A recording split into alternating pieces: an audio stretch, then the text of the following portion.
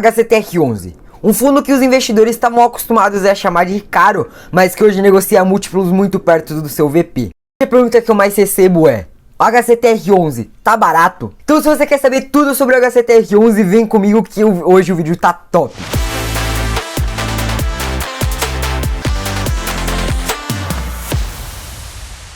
O HCTR11 é um fundo high yield, ou seja, ele tende a preferir os altos retornos mesmo que a segurança saia de foco, fique em segundo plano. Ele, como todos os outros fundos high yields indexados pela inflação, seja por IGPM ou seja por IPCA, viu sua cotação subindo historicamente num nível absurdo, chegando a negociar múltiplos 30% acima do seu VP. Mas atualmente o mercado já atuou e hoje ele negocia com PVP ali próximo de 1.05. Só que no primeiro vídeo que eu fiz, lá em janeiro de 2021, eu já previ essa queda na sua cotação. Fique com esse trechinho do vídeo 1. Outra coisa que a gente precisa levar em consideração também é que se os dividendos caírem, a probabilidade do preço acompanhar e cair também é muito alta. Então, com os meus achismos, com o meu custo-benefício, com os dados que eu fiz, não vale a pena para mim. Agora, para todo mundo entender como que esse fundo funciona, vamos dar uma olhada rápida aqui no relatório gerencial deles. Então aqui vemos que o fundo teve seu início lá em setembro de 2018, tem um patrimônio de 1,697 bilhão, sua cota patrimonial gira em torno dos seus R$122, ele possui uma base de aproximadamente 107 mil cotistas, tem uma taxa de administração e gestão de 1%, mais uma taxa de administração de performance de 10% sobre o QCD 100% do CDI. Aqui nessa parte eu queria fazer um comentário sobre essa taxa de performance de 10% sobre o QCD 100% do CDI. No mercado é muito falado que essa taxa não faz sentido, porque ele é um fundo que está ligado à inflação, tanto pelo IPCA quanto pelo IGPM, e não faria sentido uma taxa de performance que é ligada ao CDI, porque o CDI é uma taxa de juros interbancária, ou seja, ela está ligada à Selic. Então na cabeça dos investidores isso não faz sentido, porque tem um descasamento muito grande. Afinal a Selic está em 5,25, enquanto o IGPM está ali nos seus 33%. Mas como o meu amigo Rodrigo Colombo fala, a gente está em um período atípico. A gente está vivendo uma crise sanitária onde a Selic foi lá para baixo para a gente conseguir dar movimento à nossa economia e ao mesmo tempo o IGPM foi lá para cima, 33%. Só que esse não é o comum. O comum é nós temos um CDI ali próximo dos seus 12% e o IGPM às vezes ficando até mesmo negativo. Quem reclamaria se o IPCA tivesse em 8% e o CDI tivesse em 12%? A taxa de performance faria sentido. E outra coisa, essa taxa de performance está ligada ao seu regulamento, o regulamento do HCTR11. E isso é algo muito difícil de mudar. E outra coisa que eu gostaria de ressaltar é que quando eu fiz o meu primeiro vídeo sobre o HCTR11, lá em janeiro ele tinha um patrimônio de apenas 477 milhões. Agora ele já tem um patrimônio próximo de 1,7 bilhão de reais. Ou seja, ele tem um crescimento absurdamente rápido e grande. Mas agora voltando aqui para o relatório gerencial, vemos que nessa parte quantos por cento de patrimônio está alocado em cada ativo. Então 65,7% do PL está em CRIs, 12,1% em FIIs e 22,2% em caixa. E aqui do lado temos uma divisão mais detalhada por segmento na parte dos CRIs, FIIs e também o caixa. Então 25,1% do patrimônio está alocado em multipropriedade, 14,3% em loteamento, 16,7% corporativo, 8,4% em shoppings, 1% em mixed use e 22,2% em caixa. Só lembrando que esse caixa é o saldo remanescente da última emissão que eles fizeram. Agora falando sobre os indexadores dos CRIs, podemos ver que 20,6% dos CRIs estão indexados por IGPM, 52,1% estão alocados em IPCA, 2% em INPC e 25,2% em CDI. A taxa média de IGPM é IGPM mais 11,7%, IPCA e IPCA mais 10,1%, INPC mais 9,01% e CDI é CDI mesmo. Agora falando da subordinação, eu vou dar uma explicação rápida sobre o que ela é e depois eu mostro como que está a situação do HCTR11. Subordinação é a preferência no recebimento dos pagamentos. O CRI pode ser emitido em cota única, ou seja, todas as cotas vão receber sem preferência,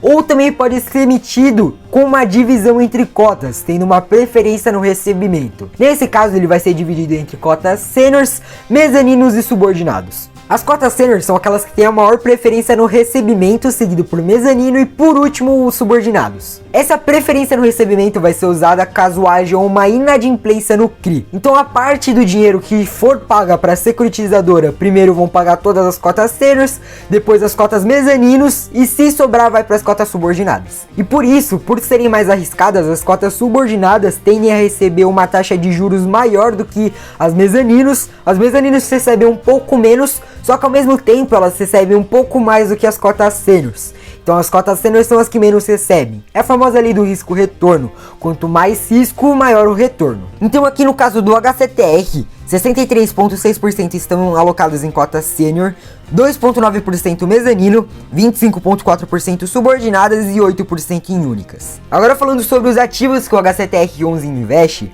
eu tenho muita coisa para falar, mas vamos por partes. Começando pelos CRIs. Os CRIs do HCTR11 não são lá os mais seguros, porque teoricamente o rating, ou seja, a classificação de risco deles, são B ou BB. Então eles não chegam a ser um A, aqueles mais seguros. Mas em compensação eles têm taxas extremamente altas. Como eu disse lá no começo, esse é um FII high yield. Então essa postura de tomar mais risco para preferir rentabilidade maior faz sentido para o HCTR. Mas um erro que eu encontrei no relatório gerencial do HCTR11 é que eles não mostram o LTV médio e nenhum LTV no detalhamento por CRI. Mas enfim, pelo menos eles colocam qual que é o tipo de garantia no CRI por CRI. Então, analisando CRI por CRI, eu vi que eles não têm garantias muito sólidas, mas eu acredito que sejam suficientes para bancar se algo der ruim naquela operação. Outro problema que eu encontrei, só que agora é muito mais grave, muito mais sério, é a questão da razão PMT, a razão fluxo mensal, ser ou muito justa ou até mesmo abaixo do esperado. Vou citar alguns exemplos. O CRI WAM Praias tem uma razão PMT, ou razão fluxo mensal, de apenas 63%, enquanto o esperado é de 100%. Além disso, esse é um CRI de multipropriedade, o que por si só já traz um risco maior. O tipo de cota dele é uma cota única. Aqui logo embaixo temos o CRI Ondas, que tem uma razão PMT de apenas 88%, enquanto seu esperado é de 120%. Só que nesse caso é um pouco pior. Além de ser um segmento de multipropriedade, ele também está na série subordinada. E bom, descendo um pouco mais já achamos outro, o CRI Resort Parque do Lago, que pelos indicadores é o mais crítico, pois ele possui uma razão PMT de apenas 51%. Isso mesmo, enquanto o seu esperado seria de 130%. É um descasamento muito grande. Além disso, ele está no segmento de multipropriedade. O que suaviza um pouco é o fato dele estar numa série sênior. E Matheus, por que isso é prejudicial para o fundo? O primeiro problema que nós temos aqui é que o fluxo de entrada mensal é menor do que o fluxo de saída, ou seja, nós temos um descasamento no tanto de receita e despesas dos CRIs. E terceiro é o fato de boa parte dos CRIs que estão com essa razão PMT desbalanceada terem cotas subordinadas ou mezaninos. Eu poderia ficar aqui falando o dia inteiro dos CRIs com problemas na razão fluxo mensal, mas eu acredito que só esses 3 exemplos são suficientes. E agora falando na parte dos FIIs que o HCTR11 investe, eu vou mostrar primeiro as operações e depois eu mostro a minha opinião. O primeiro FII que eles possuem na carteira é o HCHG11, um fundo de papel high grade da própria casa. Esse fundo representa um total de 5,6% do PL. O segundo FII é um fundo de papel, só que dessa vez high yield. O FII é o RBHY11, fundo da Rio Bravo. Uma gestora extremamente polêmica e o RBHY representa um total de 2% do PL do fundo. Agora o próximo e penúltimo FII temos o HREC11, um outro fundo de papel, só que dessa vez é gerido pela Red. Ele representa 1% do PL. E por último, nós temos o outro FII da casa, o HCTS11, um fundo de desenvolvimento da hectare que representa ali apenas 1,1% do PL do HCTR11. Agora vamos lá, já estou preparado para a chuva de dislikes que eu vou ter dos hectares, mas eu vou ter que mostrar minha opinião do mesmo jeito. Quando você investe em um FII high yield, a sua expectativa é que esse FII invista em CRIs com uma alta taxa de retorno, mesmo que isso dê uma pimentada na sua carteira, ou seja, traga um risco maior. O grande ponto que eu vejo aqui é que o HCTR11 investe dos 4, 3 são fundos de papel. E o que aparenta para nós é que ele está querendo terceirizar esse trabalho. Outra coisa é que ele investe em um fundo high grade da própria casa, o que para mim não faz sentido. porque a estratégia é justamente trazer um alto retorno. Por que ele investiria num FII high grade? Pra mim isso não entra na cabeça. E outra, eu não tenho informações pra saber se eles abriram mão da taxa dupla, ou seja, como é um FII da própria casa, será que eles abriram mão dessa taxa aqui? E outro FII de papel que eles investem, e que eu não sou o maior apreciador, é o RBHY11, por ser justamente gerido pela Rio Bravo, uma gestora que já tem a fama de só dar rolo e problemas, tanto que seu apelido no mercado é Rolo Bravo. Agora esse é o meu ponto de vista, eu quero saber qual que é a opinião de vocês, então já deixem aí nos comentários qual que é a sua opinião.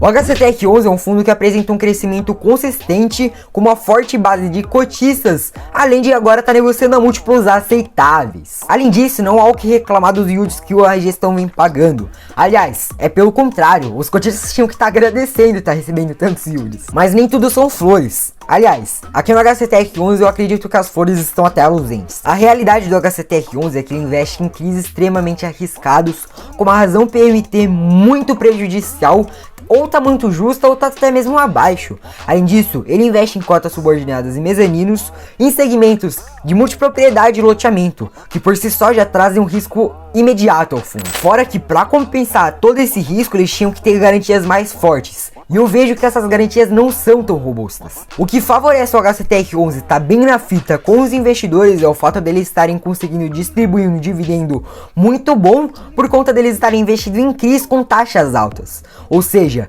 antes eles investiam em IGPM com taxas altas, agora eles investem em IPCA com taxas altas. Por que eles fizeram essa transição de IGPM para IPCA?